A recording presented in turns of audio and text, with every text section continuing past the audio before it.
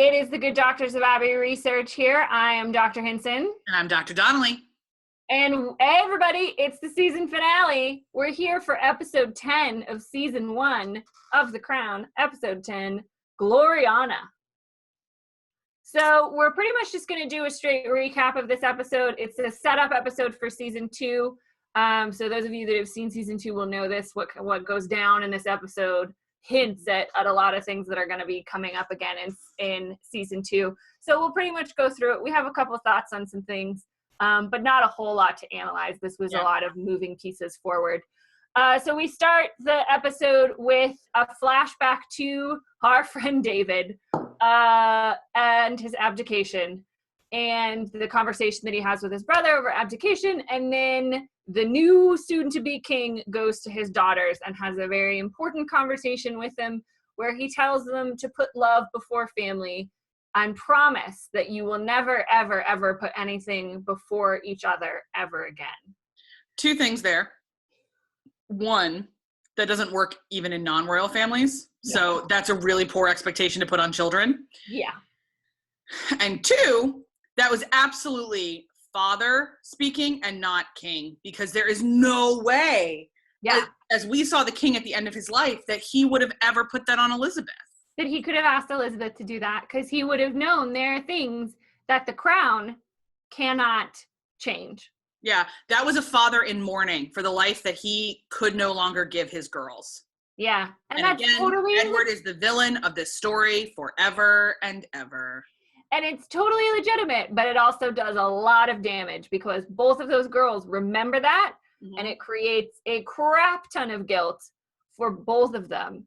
And guilt that Margaret places on Elizabeth, and guilt that Elizabeth feels because she cannot live up to that impossible expectation. Absolutely. And like Margaret wields that guilt like a sword over her all the time, which she does as we flash forward to Margaret's birthday. She's 25 years of age. Time to marry Peter. She wants to marry Peter, bring him back from Brussels. Let's get this whole show on the road. Sounds good. He's still handsome. It all works. Away with... Oh, wait. Old white dude's ruining the party again. Oh, wait. We find out that both houses of parliament have to approve the marriage. Why? After 12 months. Why? Why does this matter? She has to wait again. Her mom is still like, just break up with him. Why can't you find somebody else? Not helpful, Queen Mother. This was the very first time I had any level of empathy for Margaret, because like, honestly, now they're just being dumb. Like, honestly, now this is just insane. Like, just let the girl live. Yeah, it's really awful. Peter returns from Brussels, and then they all tell the Queen it's not going to be easy to get around this flipping Royal Marriages Act. The Prime Minister says that the only way she can marry Peter is if Margaret renounces her title. Why? Is married in a civil ceremony abroad and then live abroad for several years before she can return to her home country. Like, I'm sorry, y'all. This is just stupid. As much as Margaret has pissed both of us off this whole season. This is dumb. This is nonsense. Their marriage hurts no one. No one. And I understand that the Church of England really likes to believe that they were founded on annulment. Y'all, annulment was a technicality that Henry got. They were founded by a divorced monarch. Like, I understand the religious implications of annulment. I can go there, but he asked for a divorce first. He didn't care how he was going to get rid of Catherine. He did it however the church would let him do it. So this entire farce, that the sanctity of marriage, which, I mean, I could do easily a 35-minute straight rant about religious conservative definition of the sanctity of marriage. So pause here. And how this definition is applied differently to different genders. Different genders, different religions, different ethnicities, different periods of history, different socioeconomic statuses. You trot it out when it's convenient for you, and you tuck it away when it's not. The Queen, she's getting a little bit of backbone, but she can only go so far, right? So she pushes back and she's like, well, there's a crap ton of divorced men in Parliament, so I don't understand. Divorce is legal in this country. What's your drama? I got kiddos. She's like 8th in line for the throne now. Why are we doing this? like the 4 horsemen of the apocalypse, the 4 heads of church, like ride in to see the queen and give her some nonsense about how she's the defender of the faith and she can't have a person in her family that's married to a divorced person. She is the defender of the faith. Fair. Cool. I'll give you that. I like that as part of her title. It works for me. It works for me in a lot of ways. Here's where it doesn't work for me. None of that's biblical. No. This is all socially constructed around the idea that you have of a monarch. And even the idea that you can't be divorced and be in the church is a socially constructed idea. Yes. It's not scriptural. No. It's not. If you read what Jesus says in Matthew, that's not what he meant. So then you know what you can do if it's not scriptural? You can change it. Yeah. And you know what you can do even if it is scriptural? Probably. It's probably an interpretation. Like if it's anything outside the divinity of Jesus, you may be wrong. You can interpret it differently. Oh my giddy aunt. This fear of divorce is one of the things that has made me irrationally angry since before I got irrationally angry. I identify as irrationally angry. I know. It's dumb. It's just dumb. So, I mean, wrapping up this storyline, everybody's really upset. Margaret is called to the palace and Elizabeth tells her she can't allow her to marry Peter and remain a part of this family, and Margaret rightfully loses her living. So that's where they end this season, is in a very, very fractured relationship. We learn a little bit more about Philip. He's causing some problems. He's still being super whingy. The Queen Mother calls him on it and says, you have the most freedom of any prince consort in history. Like, stop being a child. Yeah. And the powers that be decide that perhaps it would be best to give him some freedom and let him be the center of attention and send him to open the Olympic Games in Australia. So this is a lot of tension between Elizabeth and Philip about him performing his duties and respecting his role and minding his place and all of these things that will set us up for the second season. I am sure he doesn't want to go. He feels like he's forced to go on this trip. He's being sent away. And it's a long time to be sent away from your family and from your children and all of these things. And cool, maybe if you just towed the line a little bit more, she wouldn't have to look at these types of options, buddy. We learn more about consequences. Choices of consequences. We learn more about Prime Minister Anthony Eden, and how terrible he is at his job. That's pretty much all you need to know. Mm-hmm. He goes to Egypt and makes a bollocks of it. Badly. Yeah. It goes really, really badly. So, spoiler alert, that's going to come up in the second season. And so is this decision about not letting Margaret marry Peter. I mean, what this leads to is essentially the worst marriage in modern monarchy. Like, the guy that Margaret ends up marrying, spoiler alert, check Wikipedia, is a douche-tard. Yeah, not a great person. Not a great person. Just let her marry Peter. He seemed lovely. He did not. He was maybe a bit of an ego towards the end there. Decent, yeah, but they would have lived quietly. He would have kept her doing respectful things because he had a great respect and belief in tradition and big fan of decorum. Yeah, decorum. So Peter would have been great for her, I think. Yeah, this was a big thing done badly. It was. Prime Minister Eden is still very sick. We see him slipping pills. The stress of the job is giving him an ulcer, so that'll be coming up again in season 2, I know. And really what this episode comes down to, and we want to finish with just looking again at our friend David comes in at the end here. But this balance between what Elizabeth wants to do and what the Queen has to have. Yeah. And finding this balance. This has been her internal and external struggle the whole season. So they're wrapping up this narrative. If anyone can actually understand how hard it is to navigate that balance, I don't think they can, but they could certainly empathize with it a lot more. And she has a conversation with her Uncle David at the end of the episode where he says, one half is sister and one half is queen, and you are split down the middle. We are half people, he says, 2 sides within us, human and crown, engaged in a fearful civil war which never ends, which blights our every human transaction as brother, husband, sister, wife, mother. I understand the agony you feel, and I am here to tell you that it will never leave you. Super helpful, dude. Thanks. Doesn't that sound awful? Fun. Awful. But I mean, that is the crux of where she is right now. Yeah. She is in this, she's the lightning strike, the lightning bolt down the middle of her. And right now, nobody in her life is understanding this and supporting this. Philip yells at her for not being human enough again, and says, you know, can't you be a human being? He's great. She can't, you numpty. Like, she's literally not a human being anymore. That's what the anointing was. Yeah, you were there. You were there. If you want to recap, Dr. Donnelly has a great one. If you need a refresh, she is literally not human anymore. And she is bound by her duty, which isolates her from everybody who loves her, because she has to put that duty above them.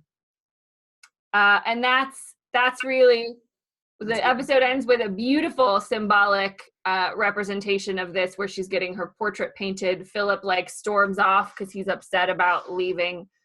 Doesn't say anything kind to her because he seems to be incapable of this during this season of his life. Yeah. And the portraitist says, you know, forgetting Elizabeth Windsor now only Elizabeth Regina. End scene, end season. And that's, yeah, I mean, that's what really happened. That's setting us up for the second season, where all of this will continue to be a whole lot of drama for our Lizzie. Yeah. Finishing thoughts, Dr. Donnelly. No, every time we say Regina, though, I think of the city of Regina, Saskatchewan, which the tagline of, I mean, one of the joking taglines, which is Regina rhymes with fun. So every single time they say Elizabeth Regina, I hear Regina rhymes with fun in my ear, and that's courtesy of Tara Ariano at previously.tv for anyone wondering where I get my jokes. It's a good one. I only know hockey players that come out of Regina, Saskatchewan, so it's a small place. Yeah, Tara is a pop culture analyst. If you've ever been to Television Without Pity back in the day and read recaps, she's one of the people that founded that. Nice. And she is from Saskatchewan, from Regina, in fact, and makes it frequently on her podcast. So you're welcome for that gift, everyone. From now on, when you hear Regina in the show, you will hear rhymes with fun. Rhymes with fun, which definitely is not for our Lizzie. No, I think my only other parting thought is that I really want her to have a friend, and I know she's never going to get that. Her portrait dress is my favorite of this era of Elizabeth, so it's gorgeous. We'll remain on brooch watch. I am hoping she's wearing some brooches. Great brooches. I'm really hoping we get some more diverse fashion next year, in that, like, next season. Not diverse in that, like, I hope we spend more time on it. Like, we had, it was a couple episodes ago, there was a great, like, her shopping thing and, like, building a trousseau, and then we let it drop. It's like, this show's pretty. I watch it because it's pretty. It's one of the prettiest shows to watch. It really is, like, stunningly filmed. And so I think they could give us a little bit more on that. I would like a little bit more. So we got one more season with Claire and Matt.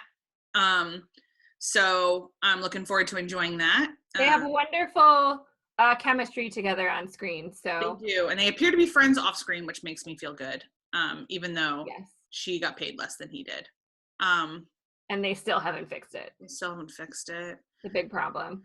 But I think one of the things, too, we can talk about with this season is that leadership in isolation is very, very difficult. Oh, super difficult, especially if you have an entire system around you that encourages that isolation. And it is damaging, and it is not healthy. It is untenable. Yeah. And I mean, a lot of the decisions that she's made and the behavior that she's chosen, I firmly believe would have been different if she had a team around her. Yeah. If the Crown was seen as a team effort. Which it is, totally, and yet they pretend it's not. Like, they're like, oh, I wish you had more time for us with all of your duties. Like, everything's a team effort. Like, everything, all of life is a team effort. Why are we pretending that she's different? It just boggles my mind. And that somehow the magic of the anointing ceremony is going to give her superhuman powers where she doesn't need people and love and affection and support. No, that's not nonsense. No. I mean, like, Victoria claimed to not need those things, but we all know that, like, she is the reason, pause, anyone who doesn't know this, if you've ever wondered why London taxi cabs are all black, it's Victoria. Because when Prince, what's-his-face? Albert. Thank you, died, she ordered the entire country into mourning. Not just her house, the entire country. And they were just starting to get taxi cabs at that, like, towards the end of the period where everyone thought the mourning would end.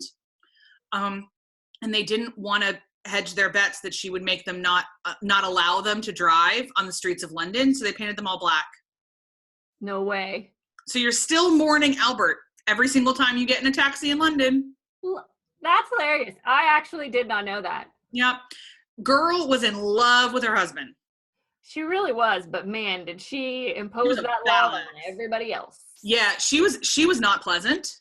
She laid out his clothes every day. Laid out his clothes on their bed every day for the rest of her life. Again, therapy. Everyone needs therapy. So I've been reading a lot as a hobby right now about some of the Russian royal family stuff, and Victoria's connection with that is intense. Like, it's her granddaughter who was the last Grand Duchess, Anastasia's mom. Anastasia's mom. Victoria's granddaughter. And Victoria essentially raised her. So lots of fun I'm learning about the Romanovs. They were a problem. They were problematic. But some of those problems came directly from Vicky.